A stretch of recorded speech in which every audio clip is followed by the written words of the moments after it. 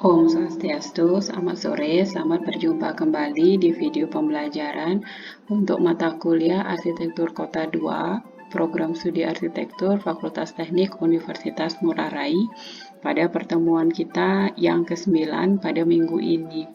Jadi, minggu ini kita akan membahas mengenai ruang luar sebagai pembentuk kota. Ruang luar ini sama pentingnya dengan ruang dalam untuk membentuk wajah perkotaan agar aktivitas masyarakat penduduknya juga dapat terlaksana dengan nyaman dan dengan baik.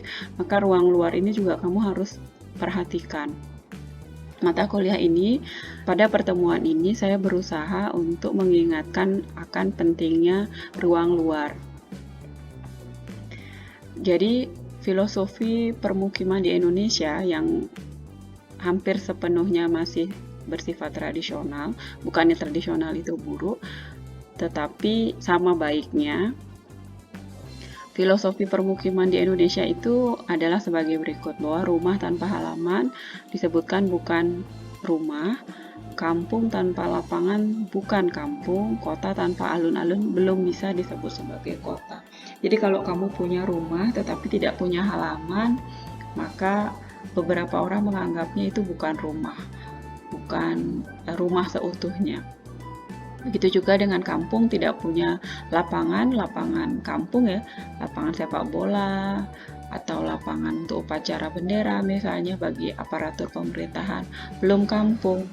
Kota yang tidak punya alun-alun juga bukan kota. Itu filosofi permukiman Indonesia yang saat ini masih kita anut. Secara kesejarahan juga, sebenarnya hanya ada dua bentuk ruang, yaitu ruang luar dan ruang dalam. Ruang dalam ini tentu saja kamu sudah sering pelajari. Kalau di ruang luar itu kamu mungkin pelajarinya di perancangan tapak dan lain sebagainya. Kalau ruang dalam itu kan biasanya arsitek lebih senang di sana. Dalam perkembangannya, ruang private itu akan berubah menjadi rumah. Kemudian ruang-ruang yang sifatnya semi-private atau publik itu bisa di rumah atau di beberapa bagian dari perkotaan. Tetapi perkotaan secara umum itu adalah sifatnya publik. Jadi ada transisi dari private ke semi-private, kemudian dari publik menjadi sebelum turun lagi menjadi semi-publik itu ada di rumah dan di perkotaan. Ada quotes yang berhubungan dengan ruang luar dan perkotaan. A tree is a leaf and leaf is a tree. House is a city and city is house. A tree is a tree, but it also a huge leaf. A leaf is a leaf, but it also a tiny tree. A city is not a city unless it also a huge house. A house is a house only if it also a tiny city. Dapat diterjemahkan bahwa pohon adalah sebuah daun yang sangat besar dan daun adalah sebuah pohon yang sangat kecil. Kota adalah rumah yang besar dan rumah adalah kota yang kecil. Jadi perkotaan kamu itu adalah rumah tempat bermain kamu ya, yang besar. Dan di dalam perumahan kamu, dalam rumah kamu yang kecil, yang tidak terlalu luas misalnya, itu sebenarnya adalah sebuah perkotaan juga. Saya ingatkan kembali mengenai definisi perkotaan. Jadi definisi kota itu tergantung dari bidang ilmu atau sudut pandang dari masing-masing ahli atau bidang. Misalnya bidang geografi, mereka menekankan pada bentuk dan fungsi perkotaan, bahwa kalau bentuknya itu tidak besar, tidak masif, tidak luas, kemudian fungsinya tidak majemuk, maka belum bisa disebut sebagai perkotaan. Tapi pada bidang geologi atau geodesi ditambahkan dengan kekuatan dan struktur tanah, karena berkaitan dengan pembangunan fisik perkotaan. Jadi kalau misalnya struktur tanahnya tidak cukup kuat sehingga tidak mampu dibuatkan infrastruktur di atasnya, maka dia tidak bisa menjadi perkotaan.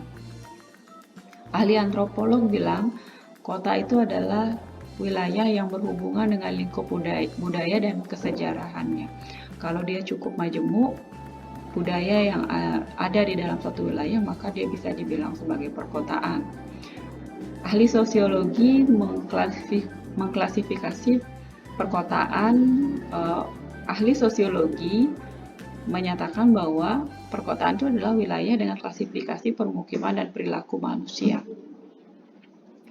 Dan ahli di bidang ilmu hukum menyatakan bahwa di wilayah perkotaan itu ada regulasi, peraturan, dan pengambilan keputusan dalam proses pembangunannya. Sedangkan menurut pakar keteknikan yang di Indonesia terdiri dari dua paham, yaitu arsitek dan planolog. Kalau di Indonesia itu planologi itu lebih cenderung ke perkotaan, tetapi kalau di luar negeri planologi itu sebenarnya lebih dekat dengan geografi.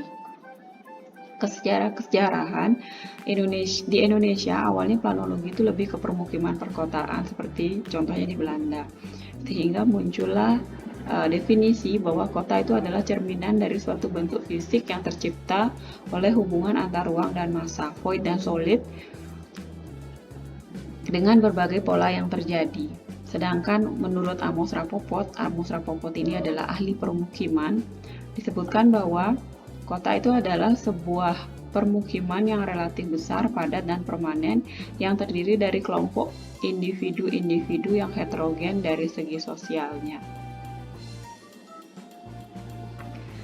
Jadi, setiap individu bisa menginterpretasikan sesuai dengan pikirannya masing-masing seperti pada ilustrasi saya. Bahwa misalnya gambarnya seperti ini, apa yang kamu lihat, sebuah vas ya yang berwarna putih ataukah dua wajah samping dari manusia yang berwarna hitam, tergantung interpretasi kamu. Menurut Roger Trancik yang punya teori mengenai ruang kota, di sini ditekankan bahwa bagaimana mencapai suatu integritas elemen-elemen dalam bentuk hubungan antar bangunan atau aglomerasi dalam kesatuan ruang kota secara tiga-dimensional dan hubungan terhadap penggunanya.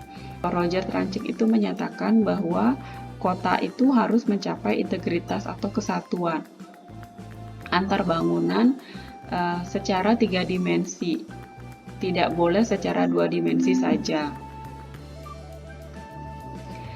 Maka sebuah ruang akan bermakna sebagai place apabila telah mampu mencirikan karakteristik atau budayanya. Jadi sebuah ruang itu bisa jadi space, bisa jadi ruang saja, tetapi dia bisa meningkat menjadi place juga. Kalau versinya Roger Trancik, itu ketika sebuah ruang atau dua dimensi, perancangan dua dimensi, itu bisa menjadi place kalau ada karakteristik, ada budaya yang masuk di dalamnya. Ya, seperti ini. Perkotaan, perancangannya dari atas dan dari bawah, termasuk di dalamnya struktural, visual, dan fungsional. Ini yang akan menghasilkan morfologi kota. Sedangkan ruang kota itu dihasilkan oleh fisik, sosial, dan mental dari masyarakat. Keenam-enamnya akan menghasilkan sosiospasial, aspek yang kita sebut sebagai aspek sosiospasial, yaitu morfologi dan ruang kota. Dan sosiospasial ini juga akan menghasilkan baik produk maupun proses. Produknya akan menjadi artefak perkotaan, sedangkan prosesnya ini akan memanusiakan manusia. Baik manusia maupun artefak kemudian akan mempengaruhi lagi perencanaan perkotaan, sehingga ini adalah sebuah siklus yang tidak pernah berhenti. Secara morfologi, ruang kota tercipta melalui proses ketidaksadaran antara bangunan-bangunan yang membentuk ruang tertutup, yaitu solid, dan ruang terbuka atau void. Tercipta oleh adanya massa bangunan dan ruang terbuka antar massa bangunan. Jadi, kalau kamu sudah belajar mengenai solid dan void, tugasnya sudah di arsitektur kota 1. Kemarin juga kita sudah membahas soal solid dan void. Jadi, void itulah yang kita sebut sebagai ruang terbuka. Void ini memunculkan banyak ruang yang terbuang atau hilang atau disebut sebagai lost space yang lalu tumbuh tidak terawat, tidak bertuan sehingga menjadi kawasan kumuh. Ruang-ruang luar yang tidak direncanakan, tidak dirancang dengan baik, tentu saja akan menjadi kawasan permukiman kumuh misalnya. Ya, seperti ini ya. Karena fungsi-fungsi ruang-ruang ini tidak jelas, maka dia akan dihuni, diokupansi oleh kelompok-kelompok yang tidak jelas pula. Contohnya di bataran sungai, di tepi pantai, di tebing, dan mungkin di sekitar makam, sekitar bangunan industri dan sebagainya. Inilah yang menyebabkan permukiman kumuh karena perencanaan ruang luar perkotaannya yang tidak terencana, tidak detail. Bahwa ruang luar itu tidak hanya ditemukan, tetapi juga harus dirancang. Dan dia harus menyentuh pada sampai aspek manajemen pengelolaannya pula. Sehingga ada ruang-ruang yang tersisa di perkotaan yang kita sebut sebagai ruang luar itu juga benar-benar direncanakan. Ya, ruang-ruang luar yang dijadikan tempat untuk berjualan di atas trotoar atau di atas sungai. Itu karena bukan tidak ditertibkan ya dia, tetapi karena tidak ada dasarnya untuk menertibkan. Apa sebenarnya fungsi dari ruang tersebut itu harus jelas. Roger Trancik kemudian menemukan ada 3 tipe integrasi arsitektural, yaitu satu teori figure ground, teori linkage, dan teori places. Figure ground itu adalah integrasi yang kukuh antara elemen bangunan yang berbentuk masif, solid, dengan elemen ruang terbuka void dalam konfigurasi kehidupan manusia, permukiman kawasan kota, serta figur yang terbangun solid, ground. Ground itu adalah void, ruang terbuka atau ruang luar, dan figur itu adalah solid atau yang terbangun bangunan. Teori figure ground ini merupakan teori klasik yang dengan cepat mampu membantu mengenali bentuk perkotaan. Apakah bentuk kota kamu grid, linear, atau melingkar dengan lebih cepat bisa dianalisis dengan teori ini. Apakah dia terlihat bangunannya sebanding atau variatif dengan tingkat homogenitasnya, padat atau jarak. Kalau kamu ingat materi mengenai teori figure ground kan fungsinya dua ya, untuk mengidentifikasi bentuk kota dan mengetahui kepadatannya ya, homogenitasnya. Dengan cepat dapat diketahui mana daerah-daerah yang homogen, heterogen, mana daerah-daerah yang kepadatannya sangat tinggi atau yang masih rendah. Teori Roger Trancik yang kedua itu adalah mengenai linkage. Ini adalah teori untuk memahami struktur kota melalui keterkaitan antara fungsi satu dengan yang lain. Fungsi vital kota dalam skala yang relatif besar bisa dianggap sebagai generator pertumbuhan kota. Misalnya adalah fungsi-fungsi pendidikan di Jalan Kamboja. Fungsi-fungsi vital ini mengenerate pertumbuhan kota dengan cukup cepat karena keberadaan sekolah mampu mengenerate pertumbuhan sekitarnya, seperti pertumbuhan retail, permukiman, dan lain-lain. Ini sebelum corona ya, jadi ketika ada sekolah baru yang muncul, yang terjadi adalah misalnya toko alat tulis atau toko buku, kemudian ada fotokopian, kemudian ada warung, dan lain sebagainya. Mengenerate linkage theory ini menyatakan seperti itu. Linkage theory menggarisbawahi keterkaitan antara generator-generator kota. Keterkaitan secara fisik dapat dilihat melalui beberapa elemen seperti satu, adanya jalan sebagai jalur penghubung, kemudian adanya koridor untuk pejalan kaki, serta jajaran elemen landscape, bentuknya pohon atau elemen vertikal ruang kota yang dominan. Itu koridornya ya. Elemen penghubung generator ini bergantung dengan fungsi yang dihubungkannya dan skala layanan fungsi tersebut. Semakin vital dan semakin luas layanan suatu kota, semakin kuat pula elemen penghubungnya. Ya, disebutkan oleh Roger Trancik, linkage is simply the glue of the city. Jadi teori linkage ini adalah yang menghubungkan antar generator. Ya, saya ingatkan sekali lagi, teori linkage ini fungsinya untuk mengelem ya, menghubungkan antar generator. Ini teori linkage pada penerapan desain perancangan perkotaan. Ada koridor, ada jalur, kemudian penghubung.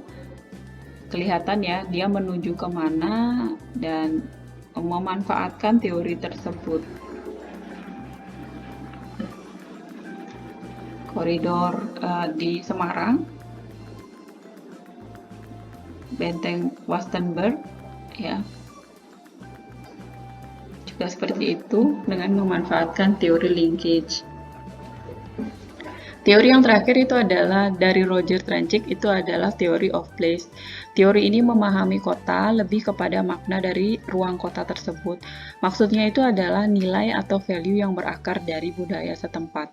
Bagaimana sebuah space bisa menjadi place, dan bagaimana cara mempertahankan agar place tetap menjadi place. Place itu lebih tinggi ya tingkatannya daripada space.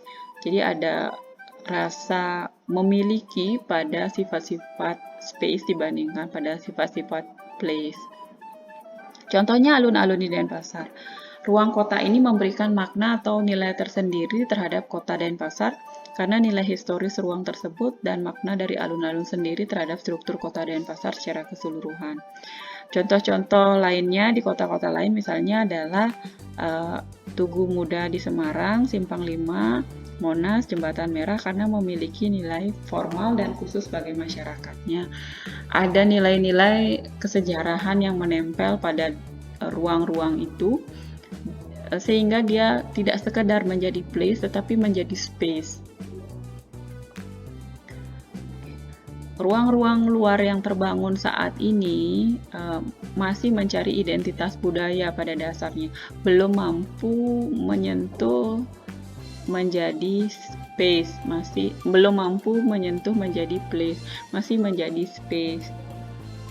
Kalau di alun-alun ya, alun-alun kota Denpasar yang di depan kantor wali kota itu kan dia fungsinya macam-macam ya, jadi dia fungsi administrasi dekat dengan kantor wali kota, kemudian berseberangan dengan rumah jabatan gubernur ya, jadi ada fungsi-fungsi formal di sana yang masih kental, apalagi di depannya ada kantor militer. Lalu ada fungsi publik, kadang-kadang digunakan oleh publik, olahraga, jogging. Ada fungsi rekreasi di sana, kadang-kadang dipakai untuk piknik ya. Fungsi ekonomi bagi orang-orang yang tinggal di dekat sana, ada yang jualan sate, ada yang jualan jagung dan lain sebagainya.